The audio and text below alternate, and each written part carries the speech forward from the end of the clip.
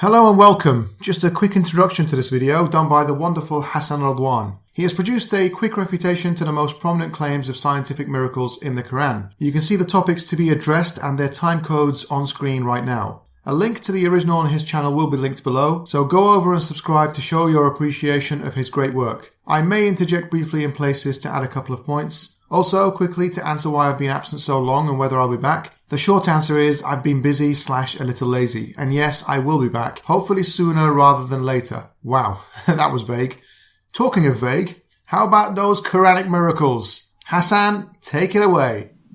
The subject of scientific miracles in the Quran wasn't one I wanted to address again because their flaws have been evident for some time, and many Muslims distance themselves from them.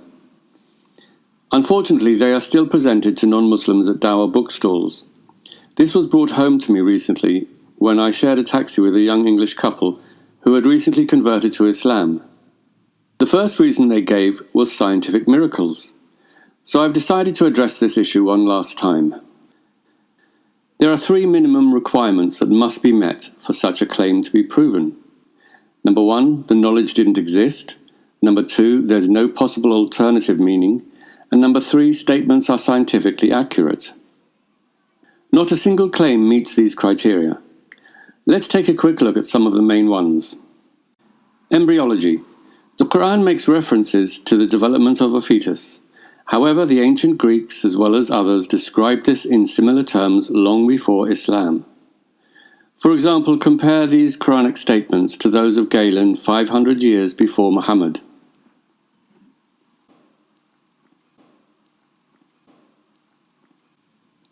By the way, regarding the latter verse, flesh and cartilage form simultaneously. This was pointed out to Adnan Rashid when he cornered P.C. Myers outside a conference in Dublin. Adnan immediately responded with, "Thumma can also mean simultaneously." The bones come first and then the flesh and the muscles. Is that what the Quran specifically says? Absolutely. This is exactly what the Quran says. Chapter 23. Because you just demonstrated the Quran is wrong. Yeah, but How? Myers. Because that's not what happens in the Well, book. this is what the embryologists are telling us. This is exactly no, what the they're not. embryologists are telling us. No, they're not. Okay. Embryologists. Let me tell you what Keith Moore said. I mean, you can disagree with him. He doesn't like Keith Moore. I don't know why you don't. What he said on the page number 364A of his book, The Human Embryo, that in the 7th week the bones are formed, and immediately after that the flesh is formed, and the bones are clothed with flesh. Well, Keith Moore is wrong. He's an embryologist. This is his field. It's my field too. I know he's wrong. You're an embryologist? Yes. Oh, great! Wow, wow, that's news to me. Okay. So that's wrong, because what happens first is you have differentiation of mesoderm. Right. That within the mesoderm you have segregation into things like embryonic mesenchyme, and then you have these cartilaginous centers that will form bone. Right. And these are forming simultaneously with each other. Right. Simultaneously. Yes. Even if that's the case, the Quran is right, because thumma is very, even if that's the case, linguistically the Quran is right. Thumma literally can in Arabic language means things happening simultaneously. Yes. Well. Yes. As for accuracy and alternative interpretations, look at the following verse. Let man consider from what he is created. He is created from gushing fluid that issues from between the backbone and ribs. If the fluid is semen, then this is inaccurate. Man is not created from semen. Semen is the vehicle sperm is carried. Conception occurs when a sperm penetrates the ovum, the female egg. The Quran never mentions the female egg. And for anyone claiming miraculous scientific foreknowledge, that is an inexcusable omission. The verse does, however, resemble the ancient belief that conception is caused by male and female fluids from all parts of the body. And that's what some classical tafsirs said. For example, Al-Qurtubi says, "The fluid is semen. It comes down from the brain and passes between the backbone and ribs." Qatada said, "It means the backbone of the man and the ribs of the woman." While Al-Hasan said, "It means the backbone and ribs of the man and the backbone and ribs of the woman. For as we know, the nutfa comes from all parts of the body." The problems with this verse have led to some creative apologetics. One is that the word sulb is a euphemism for an erect penis, and tara'ib is a euphemism for the vagina. Another is that the words issues from actually refer to a baby coming out of the womb. Yet another says it means man is born from the loins of the male and fed by the breast of the female. The irony is that the more attempts at rescuing this verse, the deeper the hole they are digging for it. The Big Bang. Do they not see the heavens and the earth were one entity and we separated them? Heaven being separated from earth is a very old idea, and many creation myths mention it. The Sumerian Song of Ho said, "Did he hasten to separate heaven from earth, and hasten to separate earth from heaven?" The Babylonian myth of Enuma Elish says, "When the heavens had been separated from the earth." In the Chinese creation myth, Pangu separated earth from sky, pushing the sky upward. In ancient Egyptian mythology, Jeb representing earth and Nut representing heaven were separated on the orders of the god Ra. It should be mentioned that under no circumstances can the Big Bang be described as separating heaven from earth. The Big Bang wasn't an explosion of matter, it was an expansion of space. At no point was the earth separated from anything. On the contrary, earth came together from debris 9 billion years after the initial expansion. Life from water. We made from water every living thing. The claim is that the Quran confirms life originated in seas and lakes. However, again, this idea predates the Quran. The book of Genesis echoes the creation myths previously mentioned, and then says, "And God said, Let the waters bring forth abundantly the moving creature that hath life, and fowl that may fly above the earth." The ancient Greek philosopher Thales said water was the nature of all things, and Anaximander put forward the astonishingly far-sighted view that life started from warm water and earth, and emerged from fish-like creatures from the sea. Iron from the sky. We sent down iron. The claim is that no one could have known meteors contained iron from space. Just a quick search would reveal that this is untrue. Many cultures knew that meteors contained iron. For example, 3,000 years before Islam, the ancient Egyptians called iron the metal of heaven. Perhaps more importantly, most of the iron we use doesn't come from space, but from underground. It should also be noted that Anzala often simply means God gave it to them. For example, the Quran also says, "O children of Adam, we sent down clothing for you." I'd just like to add a couple of things here. The vast majority of the Earth's iron is at its core, and that was present as the Earth was forming and molten, sinking to the middle due to its density. We're talking way more than 99% of Earth's iron here. Secondly, another example of the same Arabic phrase meaning we have sent down, or in this case, he has sent down. Chapter 39 verse 6 says, وَأَنزَلَ لَكُم مِّنَ الْأَنْعَامِ ثَمَانِيَةَ أَزْوَاجٍ. And he sent down for you 8 head of cattle in pairs. So unless you're willing to be consistent here and tell us the Quran states that cows are alien creatures that flew to Earth from space, then it's an argument you might want to avoid. Expanding universe. The claim is that the Quran reveals the universe is continually expanding because the word Musa is an active participle and so can give the meaning of an ongoing act. However, that was not how the word was understood by traditional scholars. Classical tafsirs say it means dhu si'a, possessing abundant ability, and inna lamusi'un is similar to inna laqadirun, verily we are well able. This is supported by the fact that in the only other instance of the word Musa, it says, "Ala al-Musa qadaruhu," the one with abundant means according to his capability. For this reason, the tafsirs make this the preferred meaning. However, some also say it can mean to make a vast and wide expanse, which is something any human looking at the sky can observe. Muslims are obviously free to believe it describes the scientific theory of a continually expanding universe, but they cannot present it as a proven scientific miracle when there are alternative and more attested meanings available.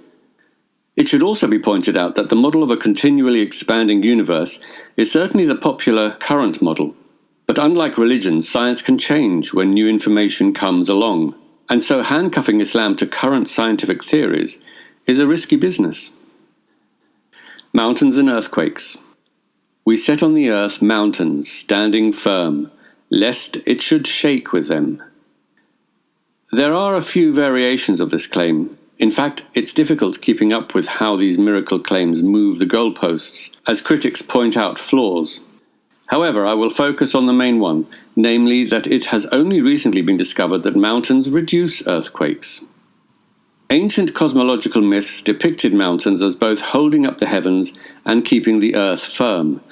For example, in Canaanite mythology, there were twin mountains, Thargezizi and Tharomagi, which held up the firmament and bound the earth together. The Old Testament describes mountains as pillars of the earth and says, "I set firm its pillars," and "For the pillars of the earth are the Lord's, and he has set the world upon them."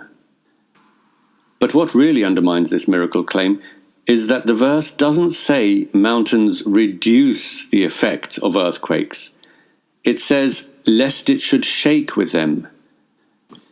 Tabari in his tafsir says, so that it doesn't overturn on people, so they can live securely on its surface.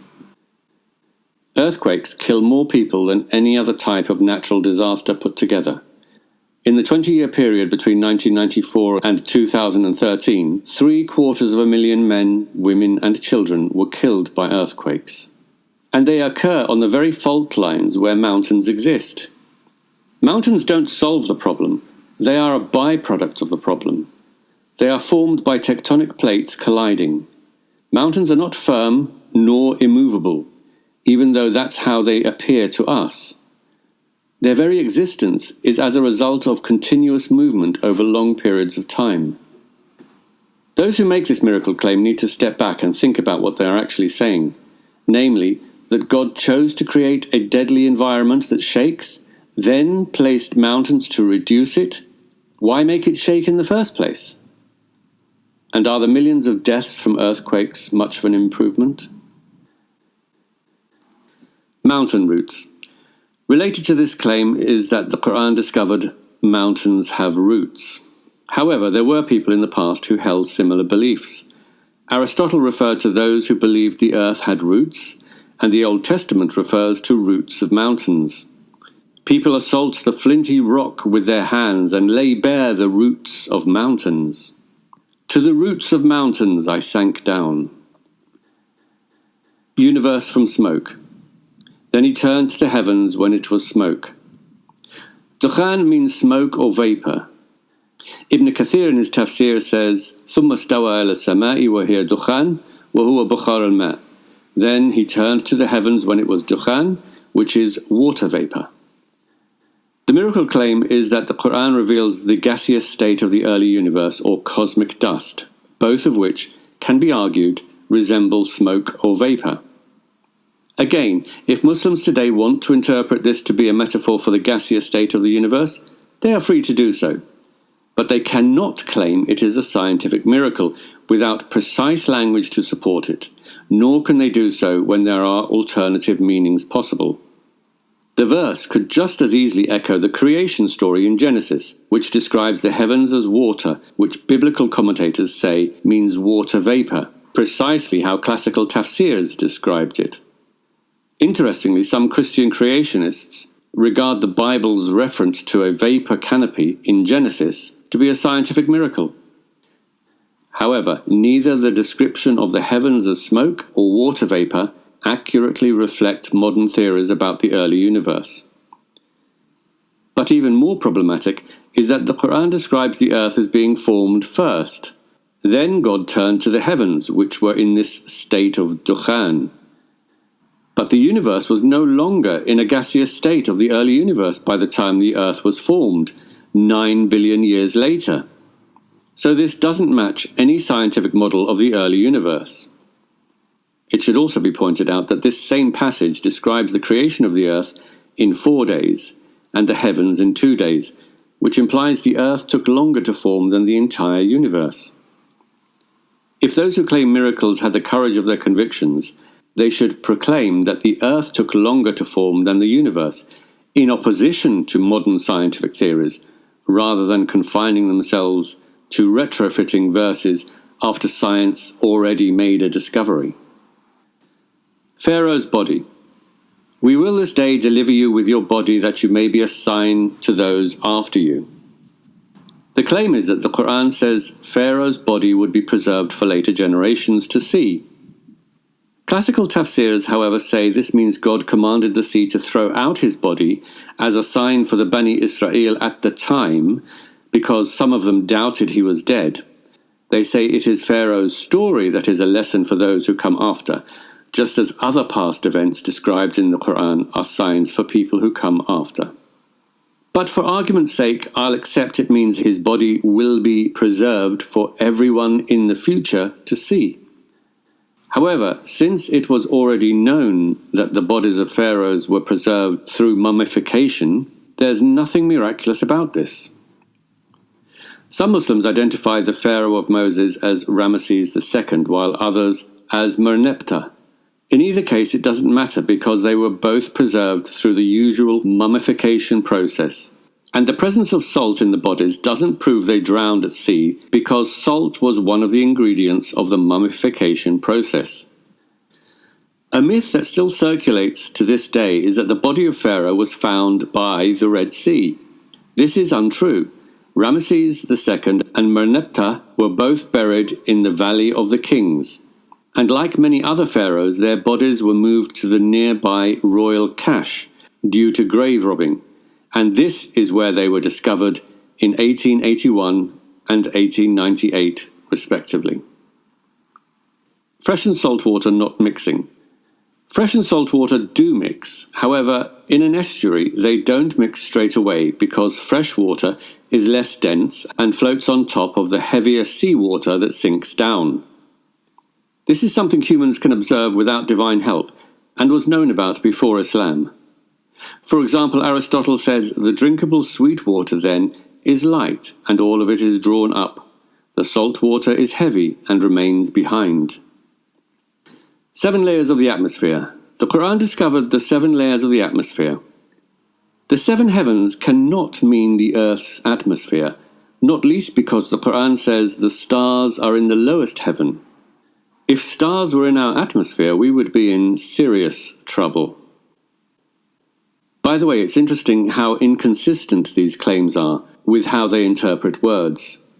For example, they interpret a samawat as the whole universe for the Big Bang claim, but then as just sky or atmosphere for this claim.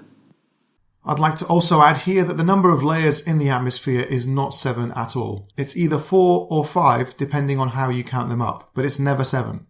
What apologists do is either count layers twice using different names or include other things that aren't layers to get the count up to 7. For example, in the graphic we saw on screen, numbers 1 and 2 are fine, but then we get to number 3, which is not a layer of the atmosphere as it's included fully within number 2, the stratosphere. Then we get to number 4 and 5, which are fine, and 7 is also fine, but we have a blatant lie at number 6. The ionosphere is a zone which includes 4, 5 and parts of 7.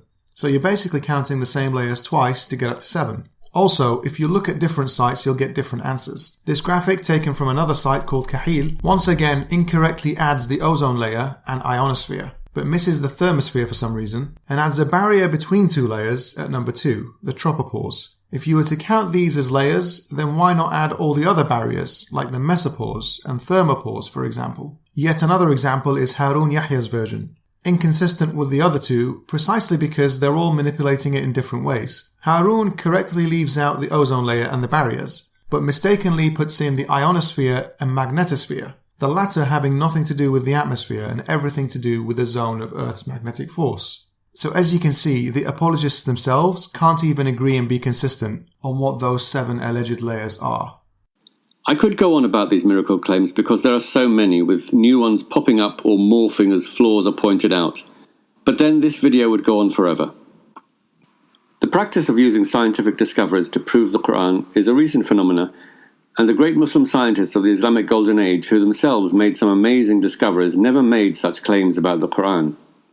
In part, it can be traced back to 1975 in a book called The Bible, the Quran and Science by Maurice Bucaille, a physician to King Faisal of Saudi Arabia. It has led to a phenomena that many refer to as Bucaillism. In 1984, the Saudi Muslim World League set up the Commission on Scientific Signs in the Quran and Sunnah, with Sheikh Abdul Majid Az-Zindani at its head. It organised several international conferences where scientists from various fields were invited, ostensibly to help the spread of science in Muslim countries. However, many of these scientists found themselves being presented with quotes from the Quran and asked to comment. They had to rely on their hosts' promises to be completely neutral, but their responses were then edited and used in dawah videos and publications.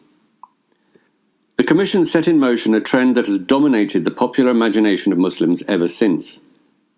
But it was a very dishonest and misleading process, and one that many of these scientists have since distanced themselves from. For example, William Hay complained of having fallen into a trap of interviews, while the embryologist Gerald Geringer complained of manipulation. Geologist Professor Alfred Kerner has a standard email reply clarifying his out-of-context remarks that were used by Muslim apologists.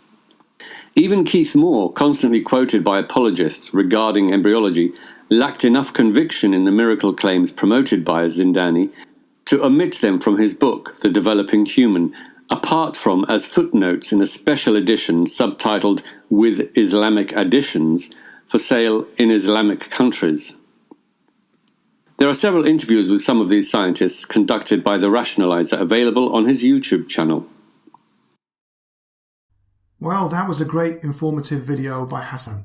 He has a lot more brilliant content already on his channel, so check it out if you haven't seen his stuff before. Can I also ask that you keep an eye on these scientific miracle arguments popping up around the internet or even in real life, and direct people back to videos like Hassan's. You can use the links to the videos, or if you feel it'll be caught in a spam filter, just mention the name of the video with a brief message telling people that it does a good job of refuting those claims. We may all think that this has been debunked a million times, but for those hearing these arguments for the first time, or those who have never heard any decent counter-arguments, then they'll need to understand they're being misled with false information.